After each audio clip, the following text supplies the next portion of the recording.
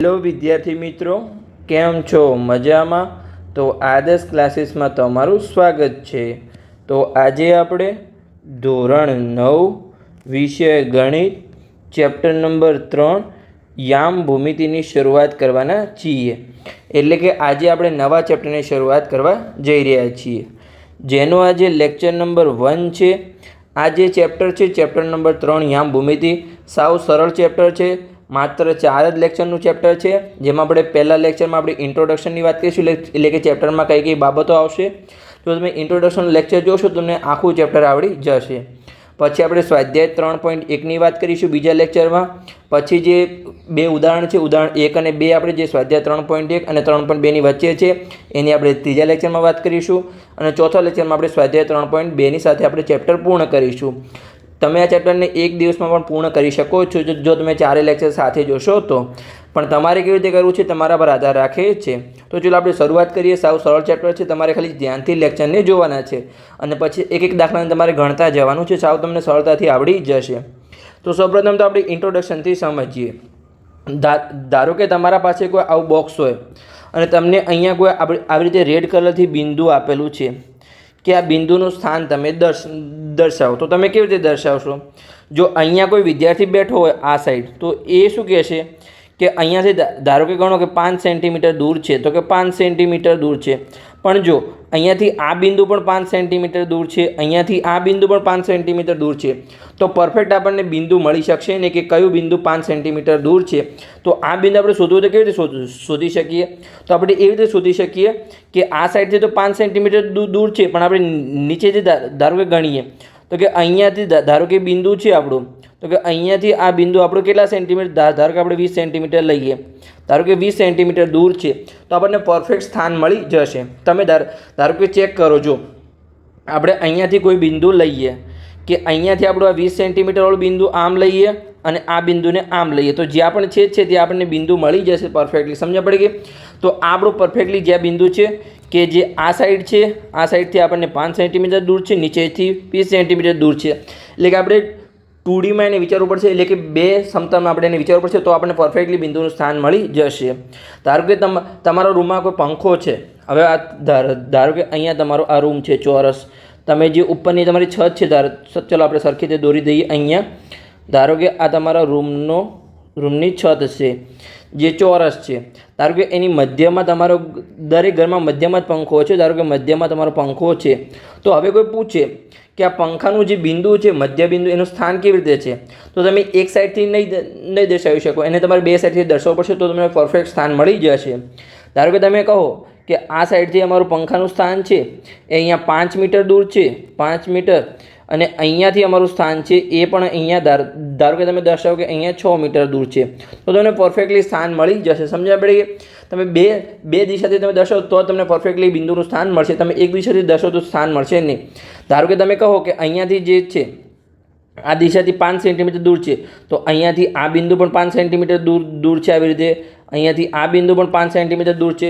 ધારો કે તમે નીચેથી દર્શાવતા હોય કે અહીંયાથી 6 સેન્ટીમીટર, તો અહીંયાથી 6 સેન્ટીમીટર, તો આ બિંદુ પણ થશે, અહીંયાથી આ બિંદુ પણ થશે. પણ પરફેક્ટલી આ સાઈડથી 5 સેન્ટીમીટર અને આ સાઈડથી 6 સેન્ટીમીટર જ્યાં પણ છે ત્યાં એ આપણું મધ્ય બિંદુ મળી જશે. સમજ પડે કે આવી રીતે તમારે શોધવાનું જ છે. હવે આપણે જે પદ્ધતિ છે એ એક વૈજ્ઞાનિકે શોધી હતી, જે યામ સમતલ પદ્ધતિ છે, જેનું નામ હતું કાર્ટેઝિયન. જેનું નામ અહીંયા લખેલું છે. જો ગણિત શાસ્ત્રી રેને દ કાર્તિકના નામ પરથી કાર્ટેઝિયન યામ પદ્ધતિ નામ આપવામાં આવ્યું છે. તો ચલો આપણે સમજીએ કે યામ સમતલમાં બિંદુને સ્થાન દર્શાવવાની જે પદ્ધતિનો ઉપયોગ લેવામાં આવે છે તે મહાન ગણિત શાસ્ત્રી રેને દ કાર્તેના નામ ઉપર કાર્ટેઝિયન યામ પદ્ધતિ તરીકે ઓળખવામાં આવે છે. તો ચલો આપણે યામ સમતલ કેવી રીતે દર્શાવી છે એને આપણે પહેલાં તો દર્શાવીએ. તમે પહેલાં તો સંખ્યા રેખા શીખ્યા હશો. સંખ્યા રેખા શું છે? તમે એક સમતલમાં દર્શાવતા હતા. ચલો પહેલાં તો આપણે અહીંયા સંખ્યા રેખા દોરીએ, કે આપણે સંખ્યા રેખા દોરી હતી. ચલો અહીંયા આપણે સરખી રીતે મધ્યમાં આવી રીતે એક સંખ્યા રેખા દોરવાનો પ્રયત્ન કરીએ. ઓકે, ચલો આપણે કે આ આપણી એક સંખ્યા રેખા છે, મળી ગઈ એક લાઈન. જેમાં તમે વચ્ચે શું દર્શાવતા હતા? જે વચ્ચે આપણે 0 દર્શાવતા હતા. પછી જે આપણી જમણી સાઈડ હતી ત્યાં આપણે ધન સંખ્યાઓ દર્શાવતા હતા. આવી રીતે 1, 2, 3, 4 આવી રીતે અનંત સુધી તમે દર્શાવતા હતા. અને જે ડાબી સાઈડ હતી ત્યાં આપણે તમે ઋણ સંખ્યાઓ દર્શાવતા હતા, -1, -2, -3 અને -4. તો આ આપણી શું થયું? આ આપણી સંખ્યા રેખા થઈ, જેને આપણે એક જ રીતે દર્શાવતા હતા. એ ખાલી આપણી કઈ લાઈન હતી? આડી લાઈન હતી, કોઈ આપણી ઊભી લાઈન નથી. હવે જો આવી જ આવી આપણે એક ઊભી લાઈન દોરી દઈએ, એટલે કેવી રીતે? ધારો કે અહીંયા ચાલો આપણે એક ઊભી લાઈન દોરી દઈએ અહીંયા આવી રીતે. ઓકે, આ આપણને મળી ગઈ એક ઊભી લાઈન. સરખી રીતે આપણે એને મધ્યમાં કરી લઈએ. તો આપણી લાઈન છે ને આપણે મધ્યમાં લઈ જઈએ. ઓકે, તો આપણને લાઈન મળી. ચલો એને આપણે નામ આપી દઈએ કે જો આ જે લાઈન હતી એને ખાલી આપણે ઊભી કરી દીધી છે. તો આ જે ધન સંખ્યા છે અહીંયા આવશે અને જે ઋણ સંખ્યા છે અહીંયા આવશે. તો ચલો એને આપણે લખી દઈએ સંખ્યાઓને કે અહીંયા ધારો કે આપણી સંખ્યા છે તો અહીંયા આપણું 1 છે, અહીંયા આપણું 2 છે, અહીંયા આપણું 3 છે. આવી રીતે નીચે આપણું માઇનસ આવશે તો આપણે લખી દઈએ અહીંયા કે -1, -2, -3. તમે આવી રીતે લખી શકો છો. તો જે આપણે સંખ્યા રેખાને આવી રીતે બે સમતલમાં દર્શાવીએ તો જે આડી રેખા છે એને આપણે ચલો પહેલાં લખી દઈએ કે એને આપણે શું કહીએ છીએ? એક્સ અક્ષ કહીએ છીએ. ચલો અહીંયા આપણે લખી દઈએ કે આ આપણું છે એક્સ અક્ષ, જેને આપણે આડી રેખા પણ આડી સંખ્યા રેખા પણ કહીએ છીએ. અને એને કઈ સીધી કહેવાય? તો કે સમક્ષિતિજ કહેવાય, કેમ કે એ આડી રેખા છે. તો ચલો અહીંયા આપણે લખી દઈએ કે સમક્ષિતિજ.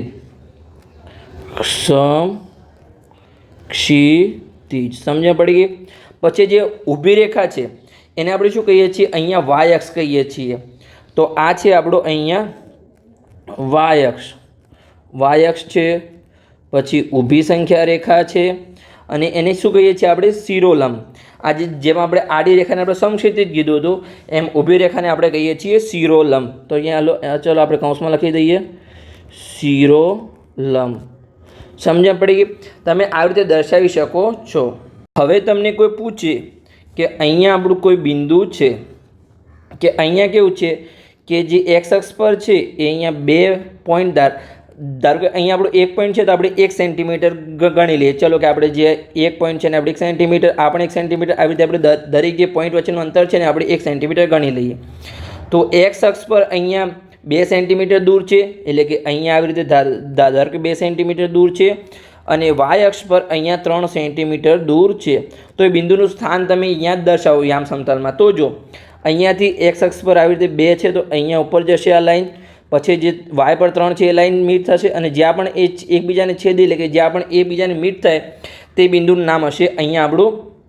આપણે કેવી રીતે દર્શાવવાનું એ હું તમને આગળ સમજાવું છું. હાલ ખાલી તમે એટલું સમજો કે કેવી રીતે તમે શોધી શકો. તો અહીંયા આપણે લખી શકીએ કે એક્સ અક્ષ પર કેટલું છે? અહીંયા 2 સેન્ટીમીટર દૂર છે. અને જે વાય અક્ષ છે આપણો વાય કેમ કે ઉપરની તરફ જાય છે, આ જે વાય અક્ષ કહેવાય, તો એ આપણું 3 સેન્ટીમીટર દૂર છે. તો આપણને આવી રીતે તમે બિંદુને દર્શાવી શકો છો પરફેક્ટલી કે અહીંયા આપણું બિંદુ છે. સમજણ પડી ગઈ? તો આને આપણે બીજા અલગ અલગ નામ છે, જેમ કે યામ સમતલ છે. પછી આને તમે ચલો આપણે નીચે નામ લખી દઈએ. અહીંયા તમે ઉપર જ લખી દઈએ આપણે કે જગ્યા છે. ઓકે, આ રહી. ચલો આપણે નીચે લખી દઈએ કે આને તમે XY સમતલ પણ કહી શકો છો, XY સમતલ. પછી આને તમે યામાક્ષો પણ કહી શકો છો અને કાર્તેજિયન યામ સમતલ પણ કહી શકો છો. ઘણા બધા નામ છે, પણ એનું કામ એક જ છે કે તમે કોઈ પણ બિંદુને તમે દર્શાવતો તો તમે પરફેક્ટલી 2Dમાં દર્શાવી શકો છો. સમજણ પડી ગઈ? તો ચલો આપણે આગળ વધીએ અને હવે આપણે આલેખ પર બિંદુને દર્શાવતા શીખીએ. તો આપણો આલેખ કયા ગયો? આલેખ થોડો આપણો નીચે જતો રહ્યો છે, તો એને આપણે સરખી રીતે ઉપર લાવી દઈએ. પછી આપણે વિડીયોની શરૂઆત કરીએ. અહીંયા આપણે શીખીશું કે આલેખ પર કોઈ પણ બિંદુને આપણે કેવી રીતે દર્શાવી શકાય. તો આપણે પહેલાં તો એના એક્સ અને વાય કેવી રીતે દર્શાવવાના છે. તો તમારે કોઈ પણ બિંદુને લખવું હોય તો એને એક્સ અને વાય તરીકે લખી શકાય. તો કૌંસમાં તમારે પહેલો એક્સ યામ લખવાનો છે અને પછી તમારે વાય યામ લખવાનો છે. તો એ બિંદુના તમને યામ મળી જશે. ધારો કે તમને પૂછે કે કોઈ પણ આપણું બિંદુ છે એના યામ છે અહીંયા 2 અને 3. જે આ બિંદુ છે ધારો કે આપણે એ નામ આપી દઈએ. તો આ બિંદુને તમે દર્શાવો આલેખ પર. તો કેવી રીતે દર્શાવી શકાય? તો જે આપણું પહેલો યામ હશે આ 2 છે એ આપણું એક્સ યામ છે અને આ 3 છે એ આપણું વાય યામ છે. તો ચલો આને આપણે દર્શાવી દઈએ. તો ધારો કે અહીંયા આપણે ડોટ ડોટ લાઈન કરીએ કે 2 પરથી ડોટ ડોટ લાઈન કરતા જઈએ, ઉપર જઈએ અને પછી આપણે 3 પરથી ડોટ ડોટ લાઈન કરતા જઈએ. જ્યાં પણ મળે ત્યાં એ આપણું બિંદુ છે. તમે પછી તો ડાયરેક્ટ દર્શાવી શકશો, પણ આ તો તમને શરૂઆતમાં શીખવાડું છું એટલે આપણે ડોટ ડોટ લાઈન કરીએ છીએ. તમને ડાયરેક્ટ પછી આવડી જશે કે અહીંયા આપણું બિંદુ છે. તો જે આપણે ડોટ ડોટ લાઈન કરી દઈએ એને આપણે રિમૂવ કરી દઈએ. અહીંયા સરખી રીતે આપણું અહીંયા બિંદુ દર્શાવી દીધું છે કે આ જે બિંદુ છે એના યામ છે અહીંયા 2 અને 3. એટલે તમને સમજણ પડી જશે કે જે એક્સ પર હતું એ એનો 2 છે યામ, અને વાય યામ છે એનો 3 છે. તમને આવી રીતે સિમ્પલી દર્શાવી શકો છો. હવે અહીંયા આપણે યામને ઋણ લઈએ. ચલો આપણે વાય યામને ઋણ લઈએ. અહીંયા આપણે બી બિંદુ દર્શાવીએ કે એનો એક્સ યામ 4 છે અને વાય યામ અહીંયા -3 છે. તો આપણે સરખી રીતે દર્શાવતા આપણને આવડી જાય. તો આપણે જે 2 અને 3 દર્શાવ્યા હતા એ આપણું બિંદુ એ હતું. હવે આપણે બી બિંદુને દર્શાવીએ. તો અહીંયા જો આપણું એક્સ યામ આ સાઈડ આપણું ધન છે, આ સાઈડ આપણું ઋણ છે. હું તમને સમજાવું. જે વાયામ છે એ ઉપરની તરફ ધન છે, નીચેની તરફ ઋણ છે. આપણે સંપૂર્ણ ચરણ સમજવાના છીએ, કેવી રીતે કયા ચરણમાં કેવી રીતે ધન ઋણ આવે આપણે સંપૂર્ણ સમજવાના છીએ. તમે ઇન્ટ્રોડક્શનનો લેક્ચર જોશો એટલે તમારે બીજો કોઈ લેક્ચર જોવાની જરૂર પડશે નહીં. તમને સંપૂર્ણ ચેપ્ટર આવડી જશે. પણ બેઝિક આપણે એક સ્ટેપ આગળ વધતા જઈએ તો તમને સંપૂર્ણ આવડતું જ જશે. તો હવે જો આપણો એક્સ યામ 4 છે, તો અહીંયા ધન છે, તો કે આપણે આ બિંદુ પર આ સાઈડ ગમે ત્યાં આવશે. પછી જો આપણો વાયામ ઋણ છે, તો નીચેની તરફ આપણો વાયામ ઋણ છે, એટલે કે આ ચરણમાં આપણું બિંદુ આવશે. જે નીચેનું ખાનું છે તે આપણું બિંદુ આવશે. હવે બિંદુને આપણે કેવી રીતે દર્શાવી શકીએ? તો આ જે એક્સ યામ છે ત્યાંથી આપણે ડોટ ડોટ લાઈન દોરતા જઈએ. તો આપણે 4ની આપણે લાઈન દોરી, અને હવે જ્યાં -3 છે વાયામ પર ત્યાંથી આપણે બિંદુ દોરતા જઈએ, ડોટ ડોટ લાઈન દોરી. તો જ્યાં પણ આપણે બંને છેદ છે ત્યાં આપણે બિંદુ મળી જશે. સમજ પડી ગઈ? તો ચાલો આપણે રફ વર્કને રિમૂવ કરી દઈએ અને આપણે બિંદુનું સ્થાન અહીંયા મળી ગયું. તો આ આપણું બી બિંદુ છે જેના યામ છે અહીંયા 4 અને -3. તમે આવી રીતે શોધી શકો છો. હવે આપણે એક્સ યામને ઋણ લઈએ કે આપણે સી બિંદુ દર્શાવીએ અહીંયા કે આપણે -5 અને અહીંયા વાય યામ આપણે 4 લઈએ. તો એક્સ યામ આપણો -5 છે. તો એક્સમાં માઇનસ કઈ સાઈડ છે? તો કે આ સાઈડ આપણું એક્સમાં માઇનસ છે અને વાયમાં ધન છે. તો આપણું વાયમાં આ સાઈડ આપણું ધન છે. એટલે કે આ જે બોક્સ છે એમાં આપણું આવશે બિંદુ. તો ચાલો આપણે બિંદુને દર્શાવીએ કે એક્સમાં -5થી આપણે ડોટ ડોટ લાઈન દોરતા જઈએ, -5થી, અને વાયમાં આપણે કયું કીધું છે 4. તો આપણે 4થી અહીંયા ડોટ ડોટ લાઈન દોરી દઈએ. તો જ્યાં પણ છે તે આપણું બિંદુ આપણને મળી જશે કે એનો એક્સ યામ છે અહીંયા -5 અને વાય યામ છે અહીંયા આપણો +4. તો આપણને બિંદુ મળી ગયું. આ છે આપણું બિંદુ સી જેના યામ છે અહીંયા -5 અને વાય યામ છે આપણો અહીંયા 4. હવે આપણે બંને યામને ઋણ લઈએ કે આપણો એક્સ યામ પણ ઋણ લઈએ અને વાય યામ પણ આપણે ઋણ લઈએ. ચલો આપણે દર્શાવીએ કે આપણે અહીંયા ડી બિંદુ લઈએ. તો કે અહીંયા આપણો એક્સ યામ છે -6 અને વાય યામ છે આપણો -5. તો ચલો દર્શાવીએ. તો અહીંયા જો એક્સમાં આપણું આ સાઈડ ઋણ છે અને વાયમાં આપણે નીચેની સાઈડ ઋણ છે. એટલે કે આ જે બોક્સ છે એમાં આપણું બિંદુ આવશે. હવે ચલો આપણે બિંદુનું સ્થાન શોધીએ. તો કે જો અહીંયા એક્સ પર શું છે? અહીંયા -6 છે. તો -6થી આપણે અહીંયા ડોટ લાઈન દોરતા જઈએ, અને પછી વાય યામ પર -5 છે. તો -5થી આપણે ડોટ લાઈન દોરતા જઈએ. જ્યાં પણ એકબીજાને મળે અથવા એને છેદે તો એ આપણે બિંદુનું સ્થાન મળી ગયું. તો ચલો આપણે અહીંયા રફ વર્કને રિમૂવ કરી દઈએ અને આપણે સરખી રીતે બિંદુનું સ્થાન આપણે અહીંયા લખી દઈએ કે જે આપણને બિંદુનું સ્થાન મળ્યું છે અહીંયા જે આપણને આ મળ્યું હતું એ આપણું ડી બિંદુ છે અને એના યામ છે -6 અને -5. ચલો આપણે રફ વર્કને રિમૂવ કરી દઈએ. આવી રીતે આપણે ચારે ચરણમાં બિંદુને દર્શાવી દીધા છે. તો જો તમને કંઈ સમજ પડે તો અહીંયા આઈડિયા આવશે. આપણે આગળ સમજાના છીએ છતાં પણ હું અહીંયા તમને કહી દઉં કે જે આપણું આ પહેલું ચરણ છે. ચલો આપણે અહીંયા હું તમને રેડ પેનથી સમજાવું કે જે આ પહેલું બોક્સ છે એમાં તમે જોશો તો કે તમારો એક્સ યામ પણ ધન હશે અને વાય યામ પણ ધન હશે. એટલે કે બંને તમારા ++ હશે. તમને સમજણ પડી ગઈ? પછી જે બીજું ચરણ છે એમાં તમે જોશો કે તમારો એક્સ યામ માઇનસ છે પણ વાય યામ તમારો પ્લસ છે. એટલે તમને આઈડિયા આવી જશે કયા ચરણમાં મારું બિંદુ આવશે. પછી જે ત્રીજું ચરણ છે અહીંયા એમાં તમે જોશો તો તમારો એક્સ યામ પણ માઇનસ છે અને વાય યામ પણ માઇનસ છે. અને આ જે છેલ્લું ચરણ છે તમારું છેલ્લું બોક્સ એમાં તમે જોશો તો કે તમારો જે છે એ એક્સ યામ તો ધન છે પણ વાય યામ તમારું ઋણ છે. આગળ આપણે સમજવાના છીએ. આલેખ પર તમને સંપૂર્ણ ચારે ચરણ હું સમજાવીશ. ખાલી તો આપણે બિંદુ પર દર્શાવતા હતા એટલે તમને ફટાફટ કહી દીધું, એકવાર ક્વિકલી રિવિઝન કરાવી દીધું. હવે આપણે અક્ષ પર બિંદુને દર્શાવીએ. ધારો કે અહીંયા કોઈ બિંદુ છે કે જે એક્સ અક્ષ પર છે. કેવી રીતે તમે એક્સ અક્ષ પર દર્શાવી શકો? તો કે ચલો હું તમને સમજાવું. અહીંયા ધારો કે કોઈ આપણું બિંદુ છે, અહીંયા ઈ બિંદુ આપણે નામ આપીએ કે એનો એક્સ યામ છે અહીંયા 6 અને વાય યામ છે 0.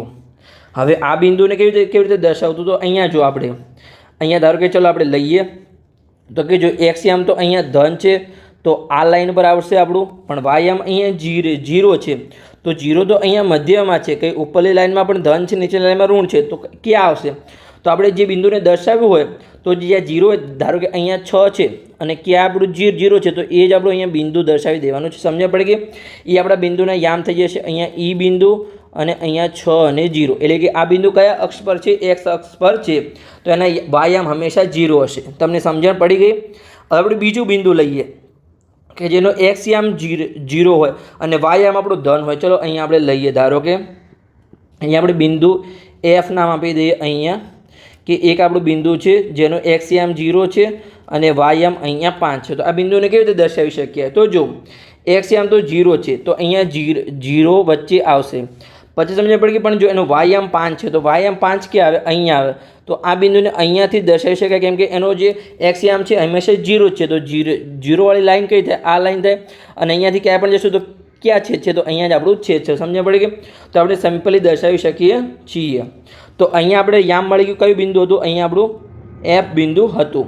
આપણે દર્શાવી દઈએ કે આપણું એફ બિંદુ છે એના યામ છે 0 અને 5. તો તમને એક બીજું શીખવા મળ્યું કે જે બિંદુ એક્સ કે વાય યામ પર હોય, ધારો કે એક્સ અક્ષ પર હોય કોઈ પણ બિંદુ, તો એનો વાયામ હંમેશા 0 હશે.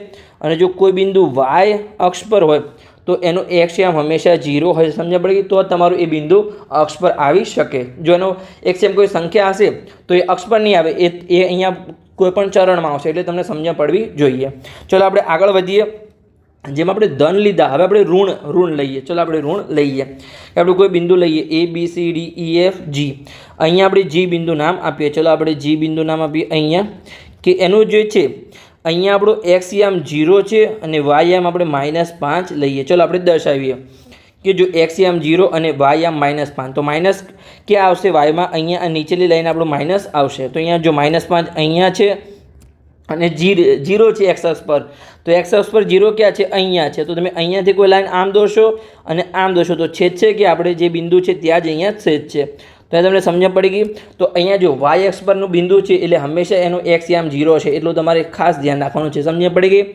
આ રીતે તમે બીજું બિંદુ કોઈ લઈ શકો છો. અહીંયા A B C D E F G H, અહીંયા આપણે H બિંદુ લઈએ. ચલો આપણે H પેનથી લઈએ આપણે અહીંયા, કે જેનો આપણે વાય યામ 0 કરી લઈએ અને એક્સ યામ આપણે માઇનસ કરી લઈએ. તો અહીંયા આપણું H બિંદુ છે એના યામ લઈએ આપણે -4 અને અહીંયા 0.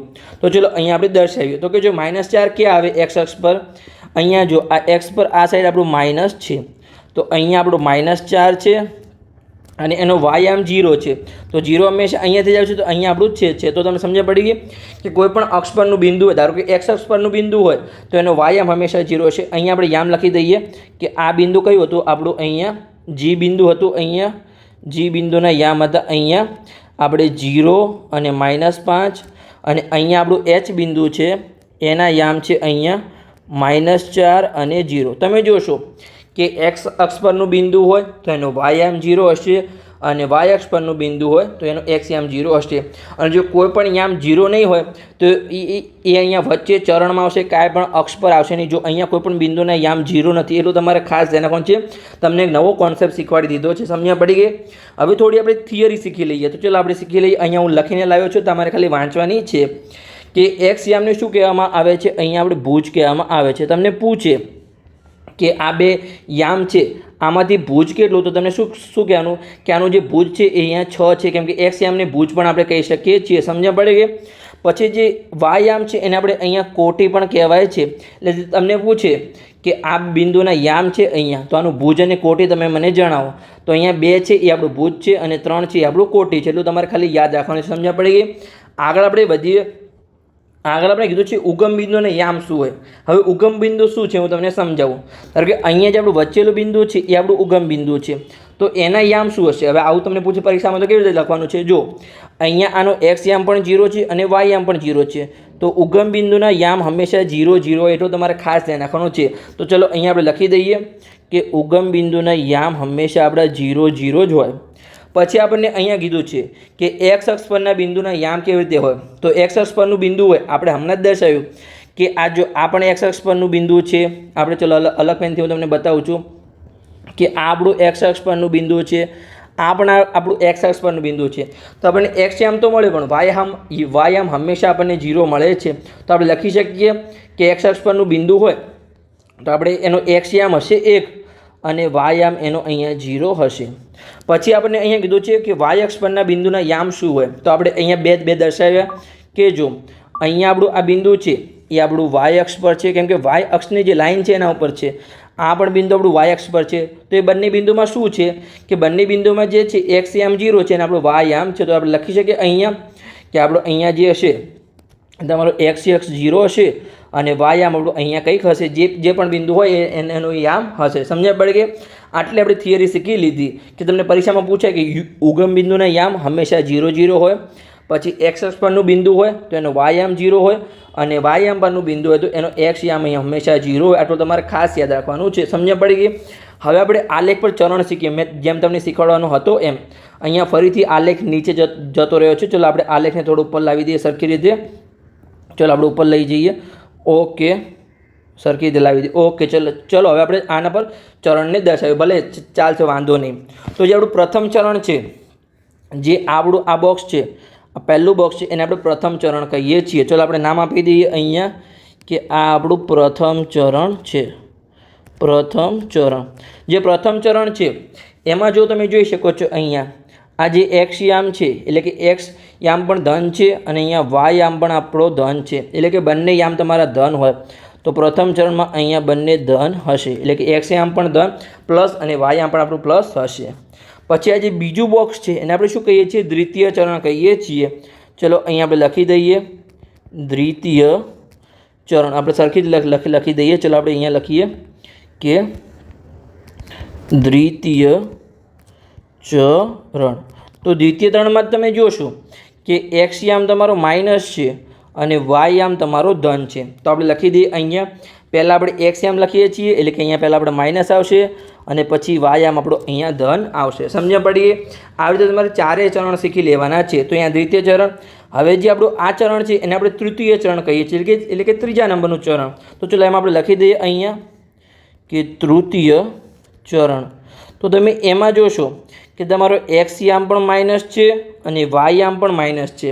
તો બંને આપણે અહીંયા માઇનસ આવશે એટલે કે એક્સ યામ પણ માઇનસ અને વાય યામ પણ માઇનસ. પછી આપણું છેલ્લું અહીંયા ચોથા નંબરનું ચરણ જેને આપણે ચતુર્થ ચરણ કહીએ છીએ. ચલો અહીંયા લખી દઈએ કે ચતુર્થ ચરણ. તો તમને પરફેક્ટલી આઈડિયા આવી જશે. તો આમાં તમે જોશો કે તમારો એક્સ યામ તો ધન છે પણ વાય યામ તમારો અહીંયા માઇનસ છે. તો ચલો આપણે લખી દઈએ. પહેલાં આપણે એક્સ યામ લખીએ છીએ તો એક્સ યામ આપણો ધન આવશે અને વાય યામ આપણું માઇનસ આવશે. તો તમારે આવી રીતે ચારેય ચરણ તમને સમજ પડી ગઈ કે પહેલા ચરણમાં કોઈ પણ બિંદુ હશે એના હંમેશા યામ ધન જ હશે. જો તમને આલેખ પર સમજાવું કે જો અહીંયા ક્યાંય પણ બિંદુ હશે તો બંને ધન છે. તમે અહીંયા જો 2 પણ આપણા ધન છે અને 3 પણ આપણા ધન છે. તમે બંને સંખ્યાઓ ધન હશે. પછી બીજા ચરણમાં જે પણ બિંદુ હશે એનો એક્સ યામ અહીંયા માઇનસ હશે અને વાય યામ ધન હશે. ચલો આલેખ પર તમને બતાવું છું. અહીંયા જો ક્યાંનો જો એક્સ યામ માઇનસ છે અને વાય યામ આપણો ધન છે. સમજ્યા પડી ગઈ? પછી ત્રીજા ચરણમાં કોઈ પણ બિંદુ હશે તો એના બંને યામ અહીંયા માઇનસ હશે. તૃતીય ચરણમાં જે આ ચરણમાં બિંદુ હશે એના. ચલો આપણે આલેખ પર હમણાં દર્શાવ્યામાં આપણે જોઈએ તો કે જો અહીંયા તમે -6 અને -5 એટલે કે બંને માઇનસ હશે તૃતીય ચરણમાં હશે એમાં. અને ચોથા ચરણમાં આપણે જોઈએ તો કે જે ચોથું ચરણ છે એમાં જે આપણું એક્સ યામ ધન હશે અને વાય યામ આપણું માઇનસ હશે. તો ચાલો આપણે જોઈ લઈએ આલેખ પર દર્શાવે એમાં. તો તમે જો એક્સ યામ ધન છે અને વાય યામ આપણું માઇનસ છે. તો તમને એ પણ સમજણ પડી ગઈ કે ચરણને તમે કેવી રીતે દર્શાવી શકો છો, કયા યામમાં કયું બિંદુ ધન હોય કયું ઋણ હોય. અને મેં તમને એક ખાસ સમજાવી તમારે યાદ રાખવાનું છે કે જો એક્સ અક્ષ પરનું બિંદુ હોય તો એનો વાય યામ 0 હોય અને વાય યામ પરનું બિંદુ હોય તો એનો એક્સ યામ હંમેશા 0 હોય. એટલું તમારે ખાસ યાદ રાખવાનું છે. તો બસ અહીંયા આપણું ઇન્ટ્રોડક્શન લેક્ચર પૂર્ણ થઈ ગયું. આપણે સંપૂર્ણ બેઝિક માહિતી સમજ્યા. આ તમારે ચેપ્ટરમાં દર્શાવવાનું છે. મેનલી તમારે ચેપ્ટરમાં શું પરીક્ષામાં પૂછાશે કે તમને કોઈ બિંદુ દર્શાવેલું હશે તો એના તમને યામ પૂછેલા હશે અથવા એ બિંદુને તમારે આલેખ પર દર્શાવવાનું છે. આવા તમારા પ્રશ્નો પરીક્ષામાં પૂછાઈ શકે છે. જે સ્વાધ્યાય 3.1 છે તમારે પૂછવાના કોઈ ચાન્સ નથી, પણ આપણે આગળના લેક્ચરમાં એની ગણતરી કરીશું. સંપૂર્ણ તમને સમજાવવાનો પ્રયત્ન કરીશ. તો બસ આ લેક્ચર તમે જોયો હોય તો તમારે પરફેક્ટલી તમને ચેપ્ટર આવડી ગયું છે. તમને 100% ચેપ્ટર તમને આવડી ગયું છે. બસ તમારું ચેપ્ટર સાવ નાનું છે, સરળ છે, ઇઝી છે, ખાલી તમારે આટલું જ શીખવાનું છે ચેપ્ટરમાં. તો બસ મળીએ હવે આગલા લેક્ચરમાં સ્વાધ્યાય 3.1ની સાથે. તો લેક્ચર સારો લાગ્યો હોય તો ચેનલને સબસ્ક્રાઈબ કરો અને તમારા મિત્રોને વિડીયો શેર કરો.